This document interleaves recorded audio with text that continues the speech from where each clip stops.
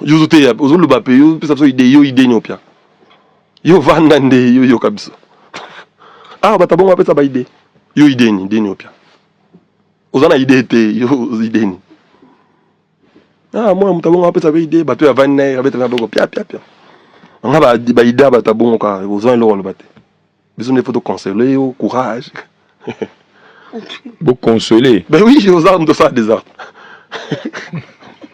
Moi d'abord à silika paix, yo koko lo bate. Zela. Besoin de toyer bisa ndenge zalaka ndenge. Tozo pesa courage bon onde.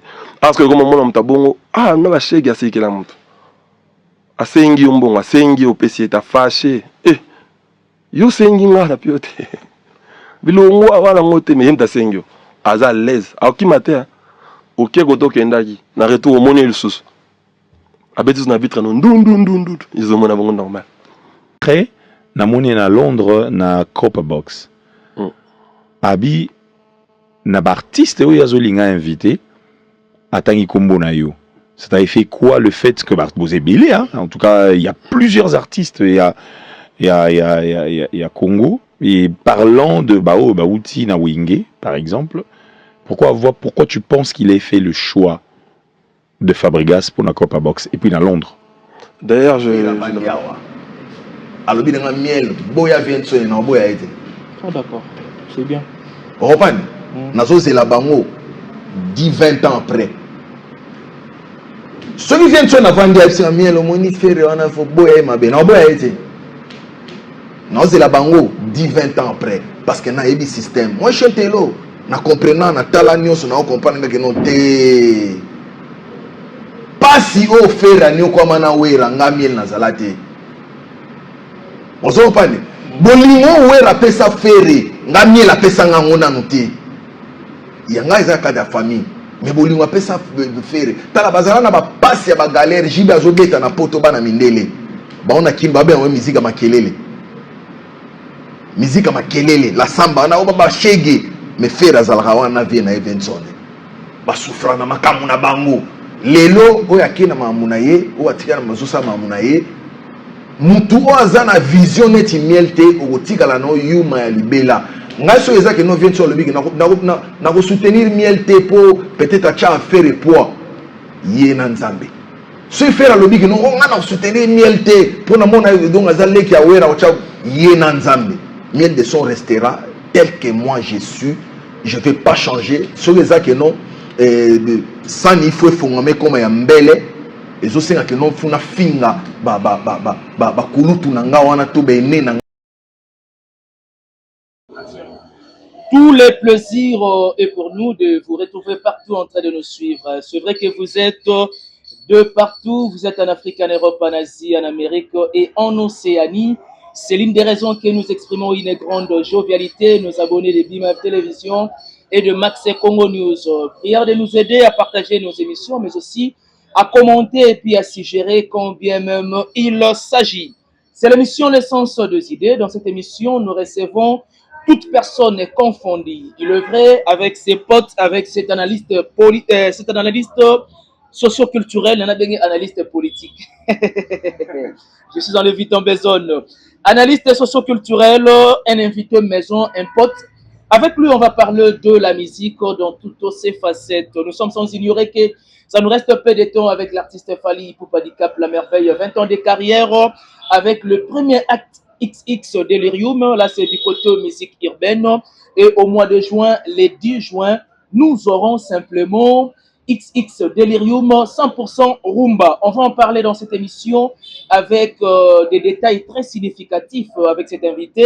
Et pourquoi pas de vous signaler que l'artiste Ferrigo, la Josie des Nuances, le 11 juillet du côté Copperbox et Héritier Watanabe le 3 juillet, précisément on a Zénith de Paris et le 4 avec le Roi de la Forêt, Weranson du côté Forest National de Bruxelles. On va en parler et nous allons chuter avec double stade de France de l'artiste Fally Ipupa Dicap, la merveille. Avant de saluer affectueusement cet invité, j'aimerais profiter de l'occasion de dire un grand merci à toi JMK derrière la caméra et du côté réalisation. Merci beaucoup à maman Marie-Pauline, ma conseillère depuis Paris. Merci d'un couple très engagé dans les social, Alphonse Massakuba et Mère Patience Massakuba. Merci à mon vieux Mikelito Kumbimviti à Amour Kitoto. Merci également à Mère Chantal Eboza, Mère Judith Mpoko, Mère Véronique Mpoko. On vous aime tant et nos abonnés aussi également. Bon début de semaine à vous. On est ensemble. Max Ngunda, l'invité de cette émission, l'essence des idées, à qui je dis bonjour et bon début de semaine. Bonjour Ben Mavembo, bonjour Nabandeko Watala Biso, Baza vraiment partout dans le monde entier où Bazalaka. À chaque fois, ceux qui émission la Biso Koti, Batika la Rapena pour nous la Biso, Pesi Bango, Bambo Tebele, na programme na yo Pesi na Monobo Sanifa Bigas. Nous avons un problème. Non mais maestro, non, même pas. À ça fait un concert, Na Barcelone. Ah bien, Mimi Bumba na Barcelone. Voilà. Non, mais écoutez, je sais bien qu'on en parlera. Bon, peut-être même si ce n'est que vite en besogne. Okay. Mais je sais bien que ça, parmi les éléments sur la paix, voilà, tout au long de l'émission. Voilà, merci beaucoup. Et puis, et là, on va avoir l'émission, on a l'émission, l'évangile selon Jésus-Christ, comme je dis toujours, évangile de la vérité. De l'entrée de chez, santé d'abord, ça va? Ouais, nous avons battu la belle, na pas circonstance nyonso il nous protège délai la minute oyo bazaki nango et bazali suti ba mankaki elorote mbongo ezalaki ya kolia ezalaki ya kolala ezalaki nzamba préféré bakini biso oyo a regardé biso c'est qu'il y a dans un projet à malamu liboso donc to pesi ka ba merci tant qu'on est encore et là mutu mwa bela ngana tuna yo sambela wa asambela na bien se voir L'église Yawomona. Nous sommes une église à Ninia. Église charismatique bien sûr. Oh. Qui gêne dans ça? Église de moi bien sûr. Donc maintenant sur. C'est le quartier général l'église de nous a. Quartier général les en Kasai. À Kasai. Mais Kasai ils a trop vaste Kasai, Barumbu. Kasai y a Kinshasa qui est province. Ah OK, mais il a fallu spécifier bon sa communauté. Max Ngunda. Il est vrai que le week-end on a vécu pas mal des événements, notamment aussi on a une sortie médiatique qui on a vu sur miel de son. J'aimerais bien qu'ils ajustent une parenthèse qui te fungula si rapidement et puis te fermer si rapidement. Tu as suivi ces propos à ce qui concerne Wera et Ferrigo là aussi également? Ouais, na landa qui miel de son. Lelo ba miel pas ça artiste yo. Ba koti bango tout ba miel ba déplique ba prince d'Angola. Ba ça ba to ba na ba Emilia aussi également. Ba talent. Sauf que ba servi une nation congolaise ndenge ba promettait bisoti. Ba promettait no bisoni pour ba gide. Promesse na bango vis-à-vis ya nation zalaki ba chanter. Ba ouais ensemble ba présenter biso ba miel artiste. Ba ngomoko ba artiste ba présenter biso ba œuvre au début. To croire na bango. Quand on croit en bango, biso to mona ke na ba miel oyo to ko puiser quelque chose. Au lobby to mettre la battu solo. Mais depuis présentation à Wera, bah depuis pas même 15 ans, bah tu on va signer. Oh ah bon? Donc depuis présentation à Wera ti siko donc comment on a dit Basila. Ah siko bon si siko conjugué bien. OK. Basila. Donc Wera son a présenté biso bango comme artiste. Oyo faire au sala lelo, oyo héritier au sala lelo, oyo fali au sala lelo. C'est censé que ba miel pe basala. Très bien. Mais lelo, au monde a miel to lobela est beaucoup plus soka les émission. Mais c'est dit à quoi ça devient un phénomène d'une catégorie ba artiste. On lit et place y a lobela ba art na bango, y a lobela ba événement na bango, mais ces gens-là baza plus se focus sur ba carrière ya ba to bisusu. Max Ngunda. Ils ont dérangé en tant que Congolais, ils ont dérangé en tant que culturel aussi. Culturel, amoureux à la bonne musique, ils ont montré que comment est-ce que va te belé ba koko pour se perdre mbalamoko. Minorité, nde baza parti sur bazo offrir biso. Alors, il fallait mboka le la Congo plus de 100 millions d'habitants. Tous les artistes au bazo servi parce que lelo on peut dire que ba warrior ba kolo bazé belé. Mais oyo batikali baza ba warrior te ba golois te ba spirites te bazé belé. Baka ba amoureux de la bonne musique. Baza belé makasi. Alors que ba miel ba déplique ba miel ba nani est-ce que ba miel là baza ba fan. Il fallait pas puiser sikoyo na ba fan ndam na batikali wana. Po bango bazé belé. fallait na faire so batie ba concert ya minene na Congo avant ça 100 000 personnes.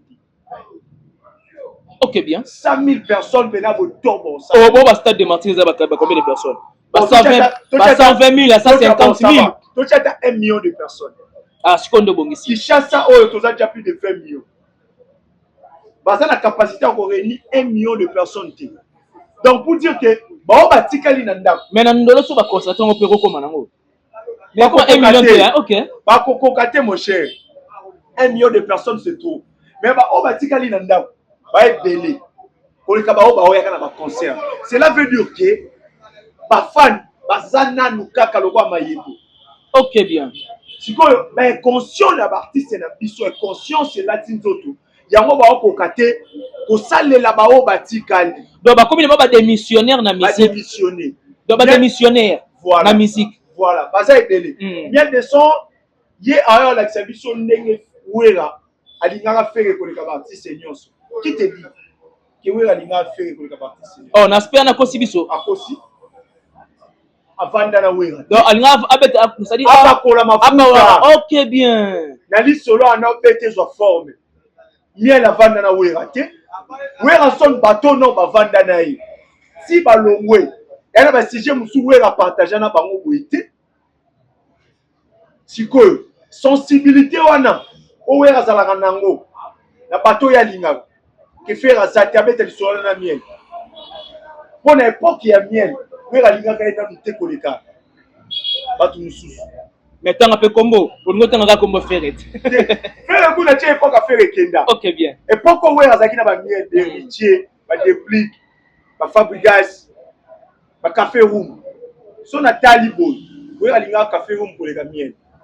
Ah bon? Ça se voyait. Où alinga déplique pour les miel.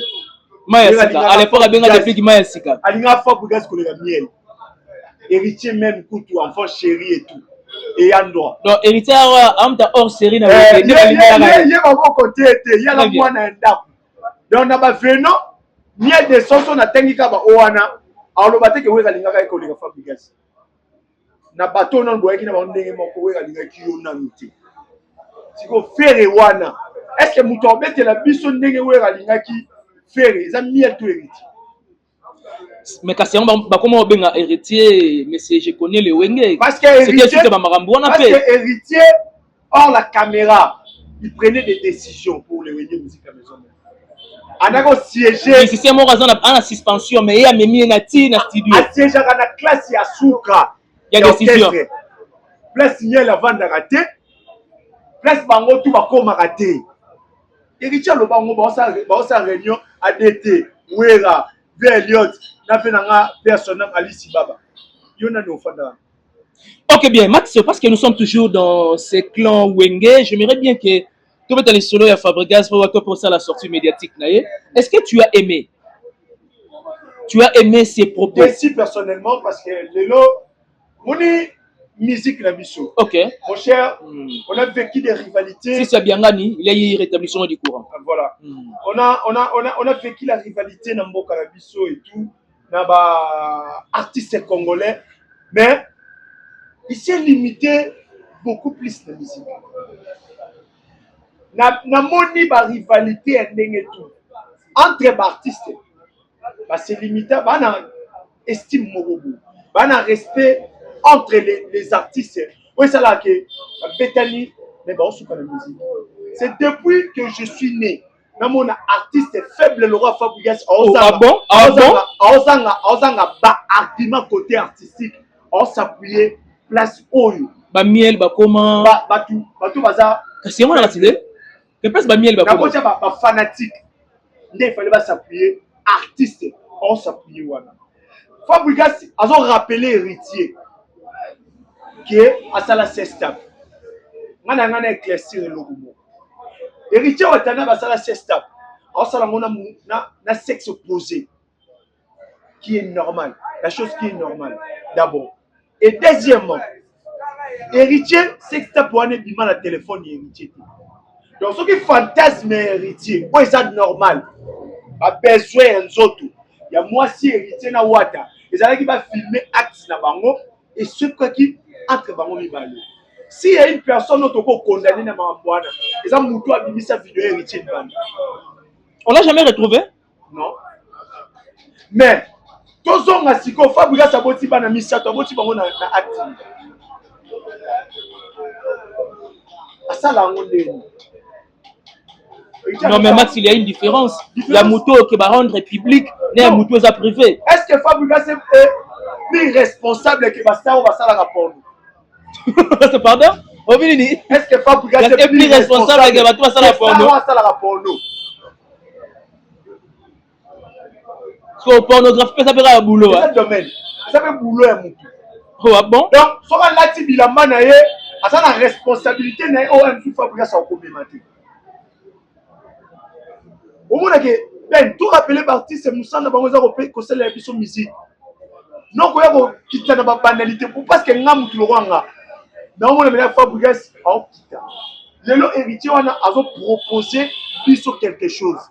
Héritier wana ana boum, héritier a bibisa boum, héritier wana a obeta ba salle. On Fabregas tisiko apesi bisoté. Non, yebisa héritier ki ngana na niveau de te pona obeta Bercy. Dans un niveau noté, on va être Cor Arena, on va être Adidas Arena.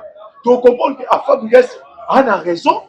Place Oyo, il y a Obeta. Donc Fabregas s'appuie aux arguments de la faiblesse. Bon, héritier, je vous rappelle à Marabouya, Fabregas, Oya Yebi. Mais pour des raisons de maturité. Accord le bangoté. Très bien. Alex Saka Fabregas, c'est na Simano, la team Wata 11 ans. Mais tu as Makambu Oyo, Congo et Beta Solo. Et puis, il y a très bien. Comment on a vendre responsable le roi Fabregas? Donc, il y a des gens qui ont les leçons morales, on peut se battre. Est-ce que ça se dit? Abiba Memiroum Mananine, à Barcelone.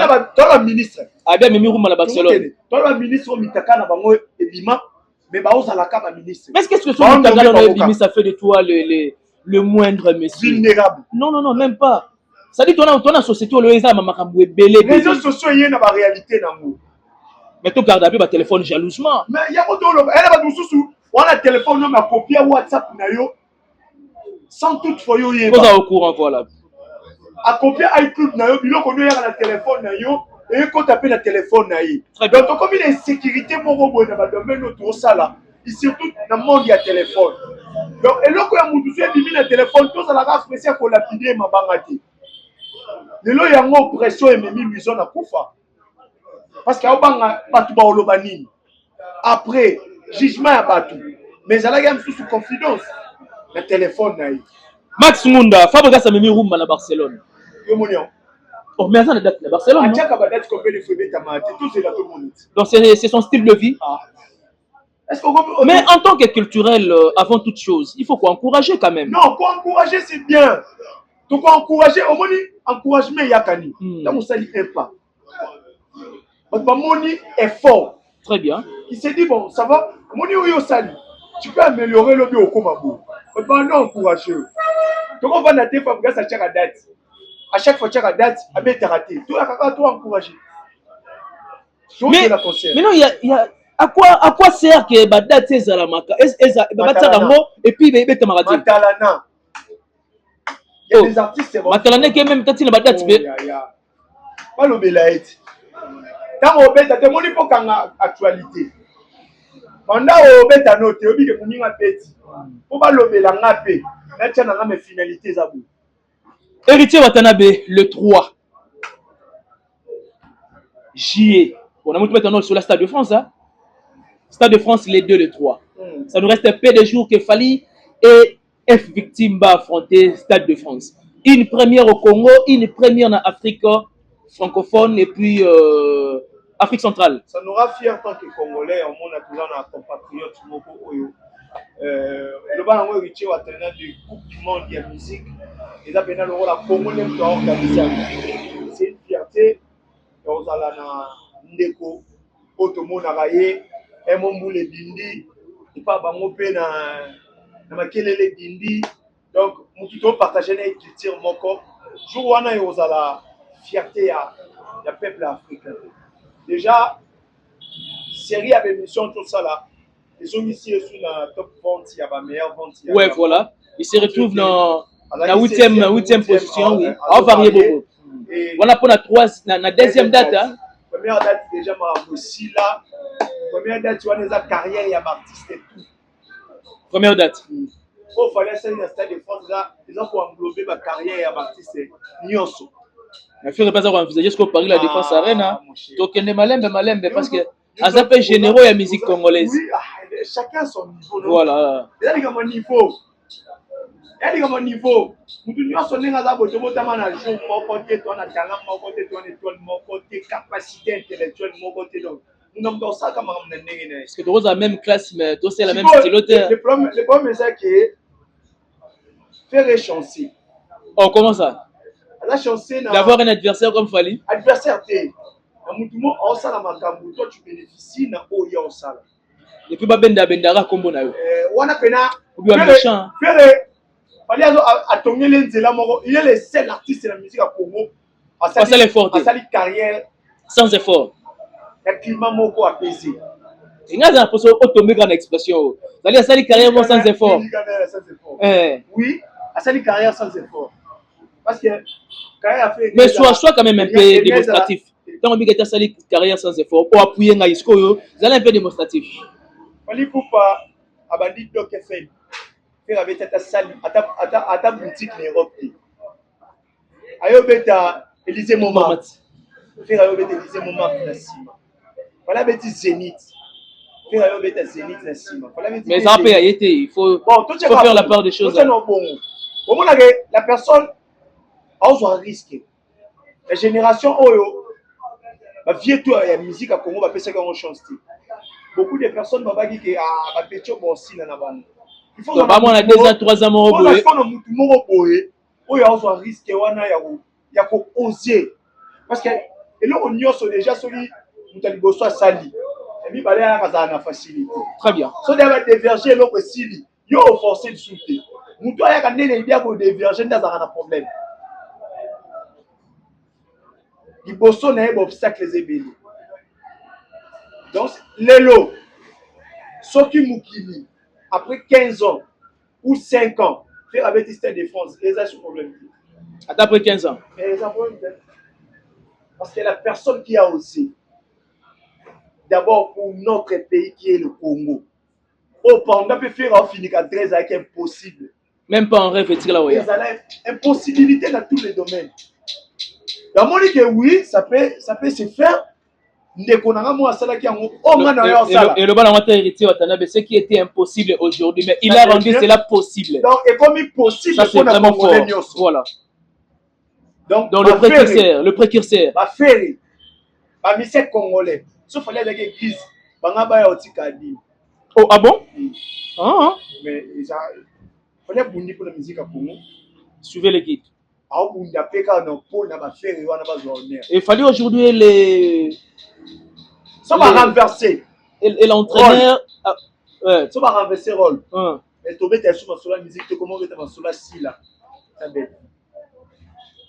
Oh Nandeni, qu'est-ce que tu veux dire par là? Ça va renverser un rôle. Faire les bossons fallait la scie. Tu mets sur la scie. Parce que nous on est là, on la parenthèse. Musique est Koufa. Musique est Koufa. Parce que toi, on a mon tour, on est conscient. Et sans moi, il faut. Je te dis, mon frère, la vie. On a un passage dans. Et le comment on va sur Skyrock. Planétra. Skyrock. Voilà. Et pourquoi tu fallait, non? C'est la préparation du Stade de France. Des 3 chemins, Arsenal de belles mélodies. Justement, voilà.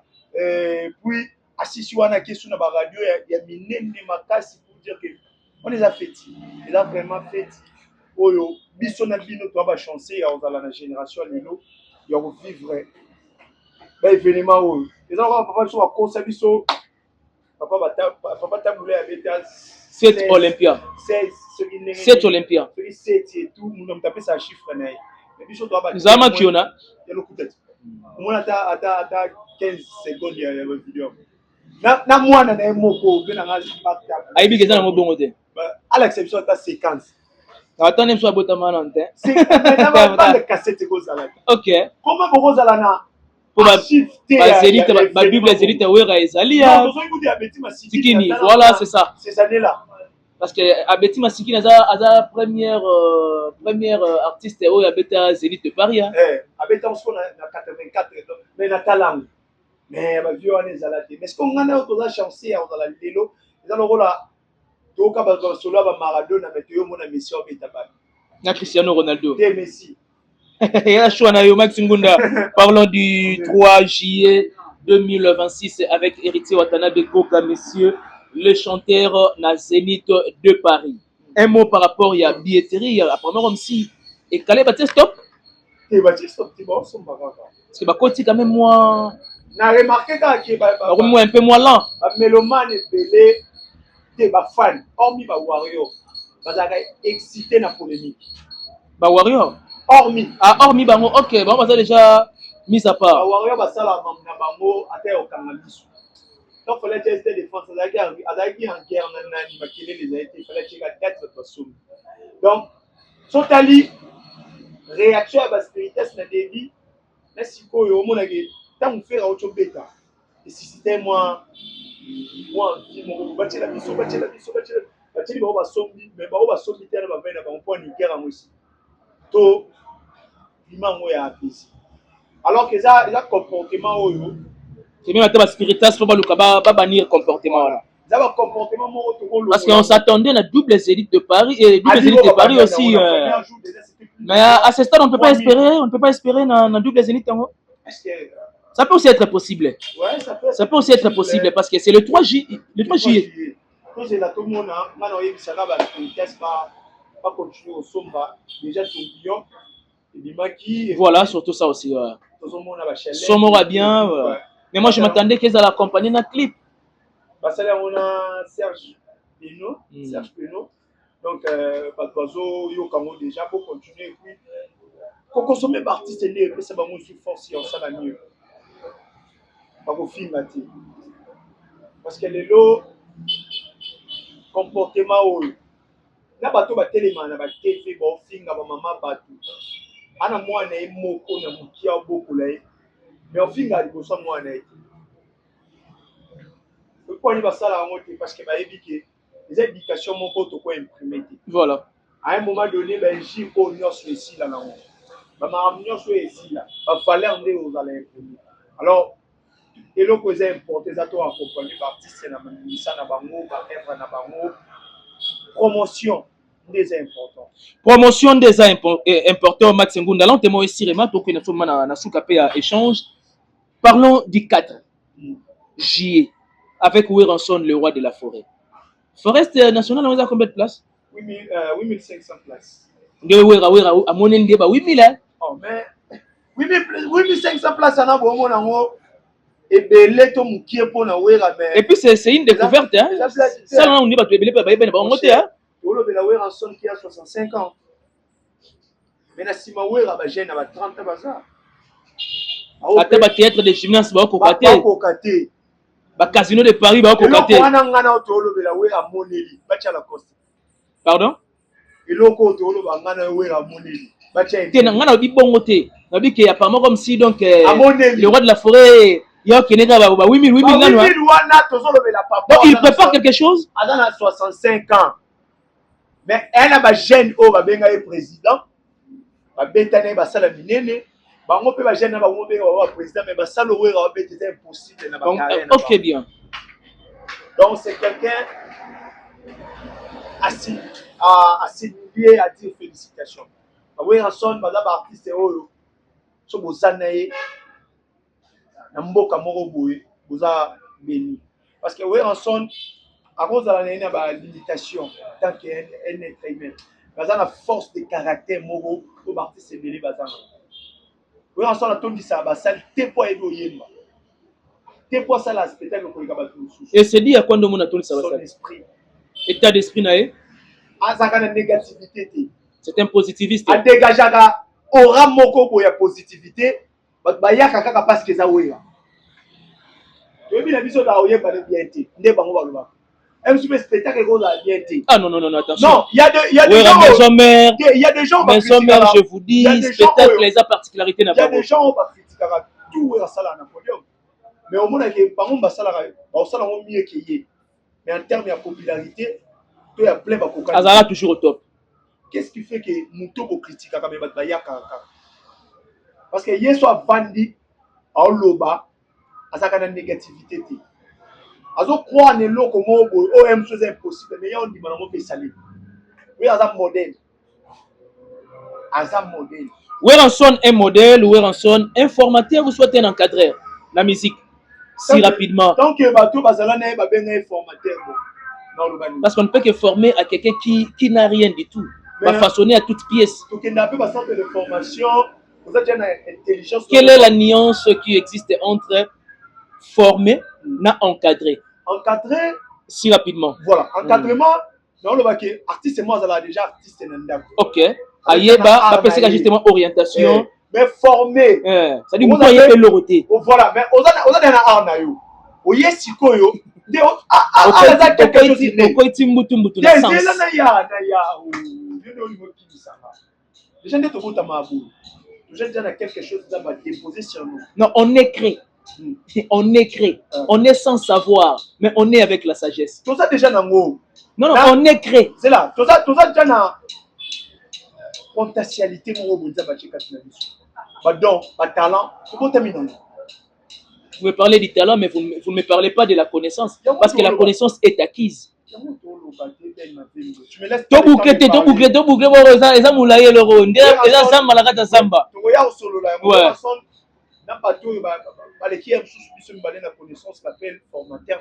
C'est parce que quelque part bazar persuadé la formation après sa partie. Mais une chose vraie, Weranson reste le vrai phénomène de la musique à Congo.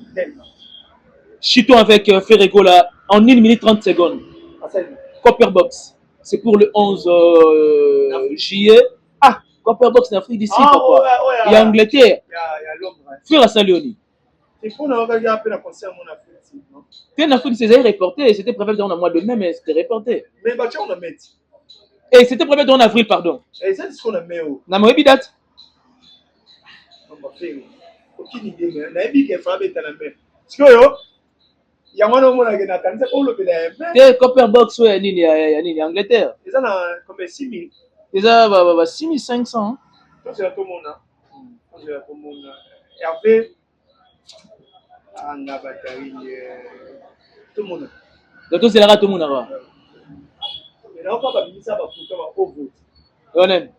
Ils avaient qui on a l'impression. Arena 0 démo. Ok, c'était de l'impression. Non, mais c'est possible. Qui croyait qu'à Robert a accord Arena ma bête yango. À tes amis demi-terrain ma bête. Mais la demi-terrain peut quand même battre bailler. Mais autre donc on a malobano. Obligé chaque artiste à son niveau, n'est-ce pas? Mais à ce niveau n'est yango là. Mon n'a joué. Mais niveau n'est yango là, il ne peut rien faire Max. Il n'y a pas de miracle ni. À sa machine. Max, nous sommes pratiquement à la fin. Qu'est-ce que les gens peuvent retenir de ton passage si rapidement? Pour moi, même le terrain, il ne sait pas Golo. Choquant. Nani? Choquant. Donc, faire un niveau de 6 000. Accord Arena à qui à Betty. Attends, ça les a eu demi-terrain, mais le plus important, nombre de personnes qui ont quand même. Et voilà. Bravo l'artiste. C'est l'un des généraux de la musique congolaise. Voilà, merci beaucoup. Merci à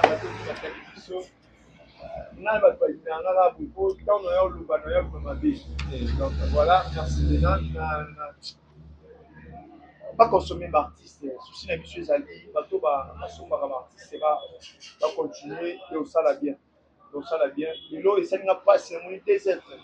Il y a d'ici là 4 mois. Il y a 24 millions. Et égaler jugement. Apparemment, comme si Bana Wenge Barana Pobo. Excusez-moi, on a la parenthèse. Bana problème, il y a Roluka pour visionner. Mais bien sûr. Quand il y a un moment, il y a un problème. Pamba, mon Dieu. Il y a carrière, il y a Bana Wenge. Pardon, Max. Épargnez un danger. Bimax Télévision, la plupart d'abonnés, ce sont Wenge Men. Attention, nous avons beaucoup d'estime. Nabana Wenge. Preuve en est que nous avons Ferré, nous avons Héritier, nous avons des Fabregas, nous avons toute une panoplie des artistes. C'est ça la fierté. Et Talibamo. Et un point de fin de Bango. Merci beaucoup, Max Ngunda, d'avoir Yaozala les nôtres sur ce plateau de l'émission L'essence des idées. Merci à toi JMK derrière la caméra et du côté réalisation. Merci à l'assistance Yatis Yambi Avanga Biangani. Et pourquoi pas de dire aussi un grand merci à celle qu'on appelle Fanadiez, la surnaturelle des Moutumoko. Point d'interrogation. Merci à la noblesse oblige Mavembo, futur médecin, la grande sœur de Johanna, Gladines Mavembo de Bensi Bazoum, Estrella Mavembo et Nirvana Mavembo. Merci à les chirurgiens dentistes par excellence, Flavie Mavembo. Merci à Mère Émilie Bolanda Mavembo. Quant à moi, je vous laisse entre les mains de la régie. D'ici là, portez-vous bien. On se retrouve au prochain numéro. Bye bye.